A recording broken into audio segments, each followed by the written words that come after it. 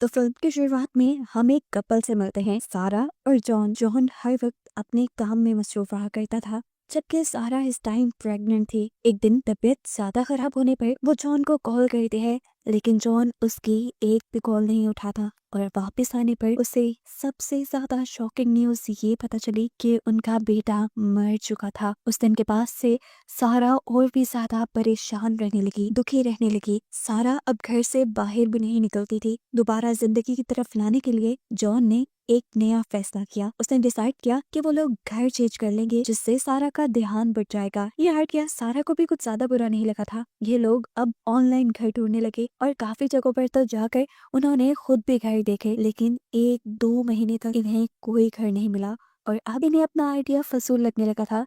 ये अपने आइडिया को ड्रॉप ही करने वाले थे, लेकिन तब एक लेडी ने उसे अपने फ्रेंड के बारे में बताया, जिसका एक मेंशन था और वो उस मेंशन को बेचना चाहता था। जॉन और सारा उसके बताए एड्रेस पर चले गए। ये घर एक इंतहाई सुनसान इलाके में था। पहले तो ये घर देखकर उन्हें अजीब सी फीलिंग आई, जैसे ये घर हॉन्टेड हो, लेकिन अंदर जाने पर उनके होश ही उड़ गए। ये कोई घर नहीं था, ये एक मेंशन था, एक महल था, खूबसूरत सा। घर आने पर उन्हें यहाँ का ऑनर एमी मिला, जो उन्हें इस घर का विजिट करवाने लगा। ये कहते हुए उसने बताया कि ये घर 1980 में बना था और लगभग 20 साल लग गए इसकी रेनोवेशन करते हुए। और यहाँ की हर चीज इस बात का मुंह बोलता सबूत भी थी। सारा को ये घर अपने ख्वाबों के घर जैसा लग रहा था। हर चीज थी यहाँ पर। इन लोगों की बातें चलती रही और एमी ने इन लोगों के लिए लंच भी बनाया। लंच करते हुए उसने पूछा कि आप लोग इतनी वीरान जगह पर घर क्यों लेना चाहते हैं। तब सारा ने जवाब दिया, हमारी लाइफ में बहुत मुश्किलें आ चुकी हैं और अब बस हम एक नई जिंदगी स्टार्ट करना चाहते हैं, एक सुनसान जगह पर। ये सुनकर एमी ने उन्हें कहा,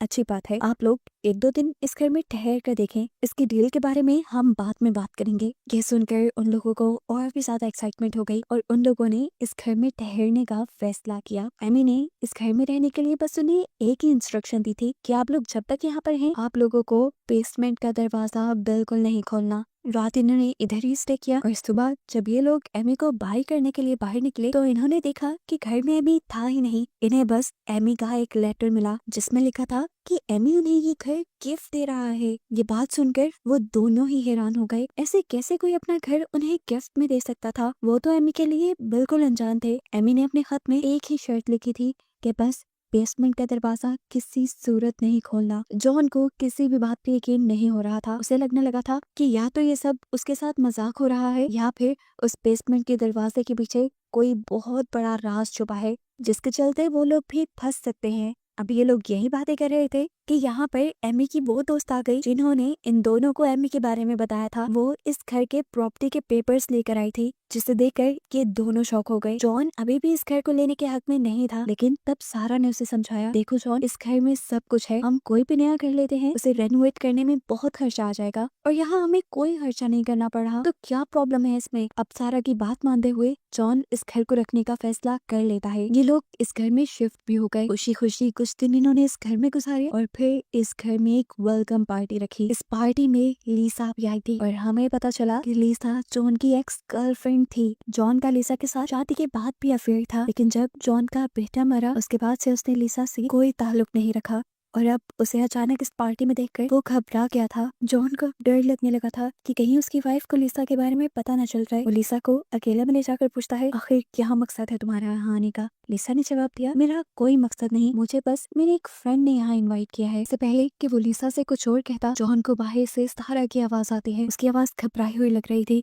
जॉन भागकर बाहर गया तो उसने देखा कि बाहर कुछ अजनबी लोग हाथ में पेट्रोल की बोतल्स लिए खड़े थे और उन्हें इस घर को जलाने की धमकी दे रहे थे। जॉन भी घबरा गया। तब उन लोगों ने कहा कि शराफत से इस घर को खाली कर दो, अगर तुम इस घर को छोड़ के ना गए तो हम इस घर को जला देंगे। ये बात सच में बहुत परेशान कर देने वाली थी, लेकिन फिलहाल वो आदमी जा चुके थे। अगले दिन जब जॉन ऑफिस आया तो उसे एक और हैरान कर देने वाली बात ये पता चली कि लीसा ने उसके गुस्से में ऑफिस में उसके खिलाफ एक झूठी रिपोर्ट कर दी थी, जिसकी वजह से अब ऑफिस में उसे सस्पेंड कर दिया गया था और मामले की इन्वेस्टिगेशन करने की बात की थी। जॉन इन चीजों से बहुत परेशान था। ये बात वो अपनी वाइफ को भी नहीं बता सकता था, क्योंकि उसे डर था कि कहीं उसकी वाइफ को लीसा के बारे में ना पता चल जाए। उसने अपनी वाइफ के साथ ऐसा ही बिहेव किया जैसा सब कुछ नॉर्मल चल रहा हो और घर पे फारिग टाइम पे अब उसका ध्यान जाने लगा बेसमेंट के उसी दरवाजे पर जिसे एमी ने खोलने से मना किया था। यही सोचते हुए वो बेसमेंट के दरवाजे के सामने था। वो सोच रहा था कि आखिर ऐसा इसमें था भी क्या कि इसे खोलना मना था। वो ताला तोड़े बगैर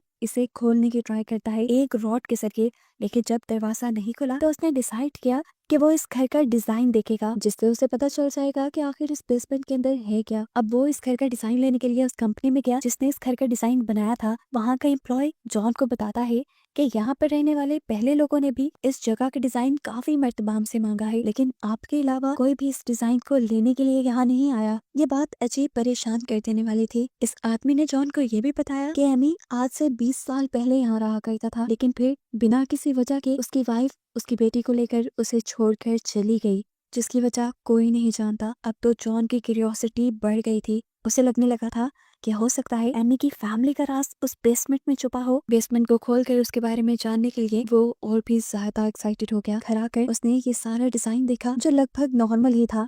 उसने अब बेसमेंट का ताला खोल लिया था। अंदर जाने पर पहले तो उसे सब नॉर्मल लगा, लेकिन फिर उसे फ्लोर के नीचे एक तय खाने के होने का पता चला। उसने अभी फ्लोर की वुड्स उतारी ही थी कि उसे सारा के घर आने का पता चल गया। फौरन भागकर उसने ये बेसमेंट लॉक की और अपने घर आकर नॉर्मल कामों में लग गया ताकि सारा को खबर ना हो वो बेसमेंट में गया था। इसी रात जॉन को लीसा की कॉल आई। लीसा उसे किसी तरह की धमकी दे रही थी, उससे मिलने को कह रही थी। जॉन ने भी अगले दिन उससे मिलने का फैसला किया और उससे रिक्वेस्ट की कि ऑफिस में उसने जो भी बात कही थी वो गलत फहमी वो दूर कर दे। लेकिन ये सुनकर लीसा को और भी ज्यादा गुस्सा आ गया, क्योंकि जॉन उससे अपने मतलब के लिए मिलने के लिए आया था और अब उसने बदला लेने की ठान ली। उसने फैसला कर लिया कि वो जॉन की वाइफ सारा को सब सच बता दी गई कि जॉन ने उसे धोखा दिया था। अगले दिन हम सारा को घर पर देखते हैं जहाँ आज उसकी तबीयत काफी खराब है। उसे शक हो रहा था कि शायद वो प्रेग्नेंट है और ये उसका शक यकीन में भी बदल गया। वो आज बहुत ज्यादा खुश थी। वही बात फौरन जॉन को बताना चाहती थी।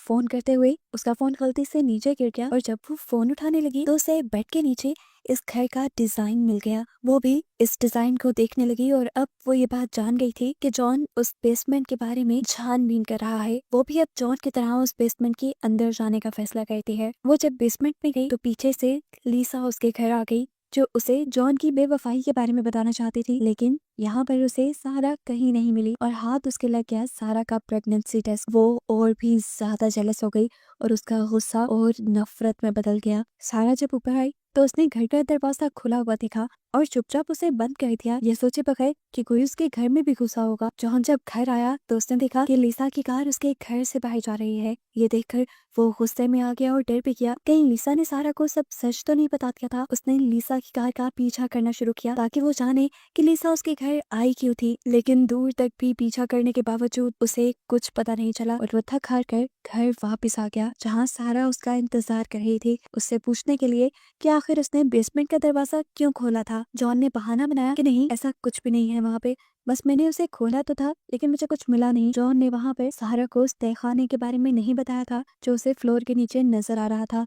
शुक्र था कि जॉन ने उसे पहले ही सील कर दिया था। यहाँ पे अब सारा ने उसे एक गुड न्यूज भी थी कि वो लोग दोबारा से पेरेंट्स बनने वाले थे और ये सुनकर तो जॉन की जान में जान आई। वो बहुत ज्यादा खुश हो चुका था। अब शायद उसके पहले बेटे का गम भी कम होने वाला था। ये खबर सुनते ही जॉन को ऑफिस से भी ये खुशखबरी मिल जाती है। लीसा ने उसके ऊपर जो इल्जाम लगाया था वो सारा खत्म होने लगा था, क्योंकि इन्वेस्टिगेशन के दौरान जॉन किसी भी चीज में गलत नहीं पाया गया। इस खबर के बाद जॉन काफी ज्यादा रिलैक्स हो गया था। लाइफ उसकी दोबारा रूटीन पे चलने लगी थी। अब उनकी फैमिली में एक नया मेंबर भी आने वाला था। जॉन ने उसके लिए अपने घर में एक रूम सेट करने का फैसला किया और जब वो लोग रूम सेट कर रहे थे तो तब एक सीनरी के पीछे से जॉन को वॉल के अंदर एक होल दिखाई दिया। इस होल के अंदर एक बुलेट फंसी हुई थी जो एमी की पुरानी कलेक्शन का हिस्सा थी। एमी ये कलेक्शन उसे दिखा कर गया था और ये देखकर वो समझ गया कि जरूर एमी ने अपनी फैमिली का मर्डर किया होगा और जरूर उनकी लाशें अपने तय खाने में छुपाती होंगी, इसलिए वो उस तय खाने को ना खोलने की बात करता है। ये बात उसने सारा से भी डिस्कस की। अभी वो लोग यही बातें कर रहे थे कि अचानक दरवाजे पे नॉक हुई। बाहर पुलिस ऑफिसर्स आए थे। वो भी एक दहला देने वाली न्यूज लेकर। लीसा का मर्डर हो गया था जिसकी गाड़ी जंगल से मिली थी। पुलिस जॉन से इन्वेस्टिगेशन करने के लिए आई थी क्योंकि जॉन की अफेयर और लीसा के उस पर लगाए इल्जाम की कहानियां बहुत ज्यादा मशहूर हो गई थी और सबको लगता था कि लिसा के लगाए इल्जाम की वजह से जॉन ने बदला लेने के लिए लिसा को मार दिया होगा। इन्वेस्टिगेशन के दौरान जॉन कुछ भी बोल सकता था, लेकिन सारा ने उसका साथ दिया और पहले ही पुलिस से झूठ बोल दिया कि उस दिन जॉन पूरा दिन घर पे ही था। ऐसे इन्वेस्टिगेशन का कोई सवाल ही पैदा नहीं होता था, इसीलिए पुलिस बिना इन्वेस्टिगेशन किए चली गई। पुलिस के जाने के बाद सारा बहुत ज्यादा गुस्से में थी, क्योंकि यहाँ पुलिस ने जॉन और लिसा के अफेयर के बारे में तो बता दिया था। जॉन यहाँ पे अपने आप को डिफेंड करने की कोशिश कर रहा था। वो सारा को ये बात बताना चाहता था कि उसने ये अफेयर कब से खत्म कर दिया, लेकिन सारा उसे खामोश करवा देती है और कहती है, मैं इस सब के बारे में तब से जानती हूँ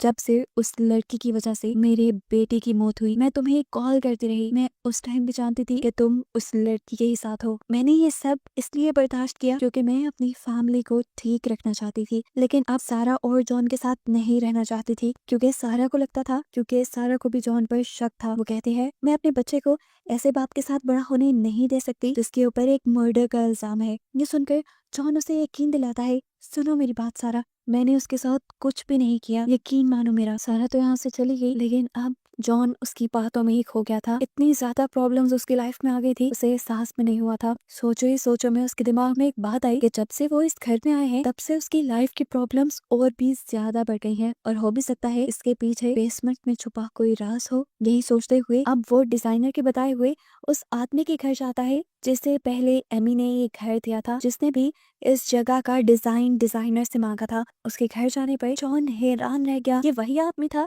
जो पार्टी वाले दिन जॉन को इस घर को छोड़ जाने की धमकी देकर गया था। नहीं तो उसने ये भी कहा था कि वो इस घर को जला डालेगा। इस आदमी ने जॉन को बड़े अच्छे से अपने घर में वेलकम किया और वो लोग उसी घर के बारे में बात करने लगे। उस लड़के ने बताया, पहले पहले तो मुझे भी बहुत खुशी हुई कि मुझे फ्री में इतना लग्जरी घर रहने को मिल रहा है, लेकिन जैसे जैसे वक्त गुजरता गया मुझे पता चलता गया ये घर तो बस एक प्रॉब्लम है। इसकी वजह से मेरी लाइफ बहुत ज्यादा बिगड़ती चली गई। मैं शराब की लत में लग गया और मेरी फैमिली मुझे छोड़ गई, और तब मुझे एहसास हुआ कि इस घर में ही कोई शराब, कोई कर्ज है। जॉन यहाँ अब जानना चाहता था कि आखिर उस बेसमेंट में ऐसा था क्या जिसकी वजह से ये शराब था उस घर पर। वो इसके बारे में बात करना चाहता था, लेकिन उस आदमी ने जॉन को कुछ नहीं बताया और बोला कि बस एक बात याद रखना, उस बेसमेंट का दरवाजा कभी मत खोलना। अब जब इस आदमी से भी उसे कोई ठोस जवाब नहीं मिला तो उसने घर जाकर खुद उस बेसमेंट के ताले को तोड़कर उस तहखाने में जाने का फैसला किया, और ये देखते हुए सारा उसे फौरन मना करने के लिए आई। जॉन अब उसकी एक बात नहीं मान रहा था। तब मजबूरन सारा को एक बड़े से डंडे से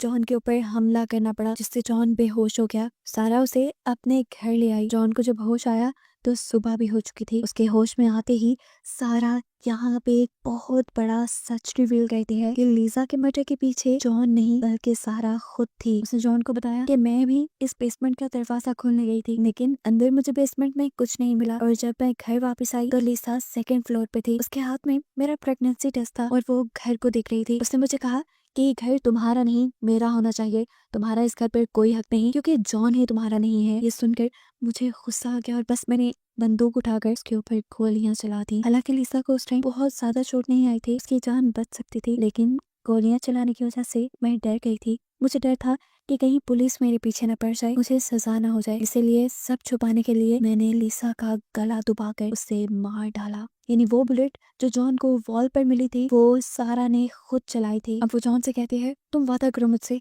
कि ये बेसमेंट कभी नहीं खोलोगे। तब जॉन ने सवाल किया, क्यों आखिर? तो सारा बताती है कि लिसा को मारने के बाद मैंने लिसा को एक पॉलीथीन शीट में लपेट कर उस बेसमेंट में फेंक दिया, और फिर उसकी कार लेकर मैं एक नदी के किनारे चली गई। वहां पर मैंने उसका फोन भी नदी में फेंक दिया और सारे सुराग मिटा दिए। सारा ने बताया कि मैंने तो अपने कपड़े भी वो जला दिए थे जिस पर लिसा का खून लगा था, लेकिन फिर तुमने वो बुलेट देख ली दीवार पर और मुझे मेरा फंसता हुआ दिखाई दिया। लेकिन उसी टाइम घर पर पुलिस आ गई और तुम्हें बचाने का मकसद मेरा यही था कि कहीं पुलिस इन्वेस्टिगेशन करते हुए मेरे तक ना पहुंच जाए। सारा ये सब बातें इतने आराम से बता रही थी जैसे कोई पार्टी का वाकया हो, मर्डर का नहीं। यहाँ जॉन उससे कहता है, अच्छा सुनो, परेशान नहीं हो, मैं तुम्हारे लिए कोई लॉयर हायर करता हूँ। और ये सुनकर सारा हंस पड़ती है और उससे कहती है, मुझे कोई डर नहीं है, मैं तो लिसा को जानती तक नहीं हूँ। सारे सबूत तुम्हारे खिलाफ हैं। अगर कोई मेरे तक पहुंचा तो इस मर्डर का इल्जाम तुम पर ही जाएगा और तुम मारे जाओगे। इसलिए बेहतर यही है कि तुम भी चुप रहो और मैं भी चुप रहूंगी, और हम उस बेसमेंट के दरवाजे के बारे में किसी को नहीं बताएंगे,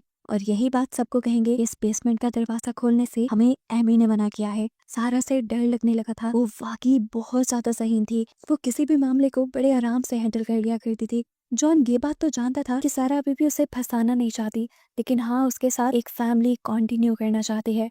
जॉन भी उसकी ये सारी बातें मान गया, लेकिन इस फैसले के बावजूद भी जॉन के मुंह पे एक घबराहट थी। तब सारा ने उससे कहा, देखो इस शहर में गुमे हुए लोगों की तादाद बहुत ज्यादा है। पुलिस को अगर कोई सुराग नहीं मिलता तो वो इन्वेस्टिगेशन करना छोड़ देगी। ये सुनकर जॉन भी उसके हाँ में हाँ मिलाता है और उस बेसमेंट के अंदर तहखाने को सील कर देता है। इस दिन के बाद बताया जाता है कि ये लोग काफी अरसे तक इस घर में रहे। इन्होंने इस घर में सारे इवेंट्स भी किए, सारे फेस्टिवल भी सेलिब्रेट किए, जिसमें सारा तो काफी सेटिस्फाई नजर आते थे, लेकिन जॉन के मुंह पर अक्सर परेशानी दिखाई देती थी। काफी दिनों बाद इन लोगों को एमी की तरफ से एक पार्सल मिलता है, यानी इस घर के ओनर की तरफ से एक पार्सल मिलता है जिसमें उस बेसमेंट की चाबी थी। इन लोगों ने एमी का इम्तिहान पास कर लिया था सब्र रखकर और उस बेसमेंट को ना खोल कर। अब इन्हें इस चाबी देने का मतलब था कि एमी ने उन्हें इस बेसमेंट को खोलने की इजाजत दे दी है, लेकिन अब उस बेसमेंट में तो इन लोगों का भी राज छुपा है। क्या ये लोग उस बेसमेंट को खोलेंगे या नहीं? इसी मिस्ट्री के साथ ये फिल्म यही खत्म हो जाती है।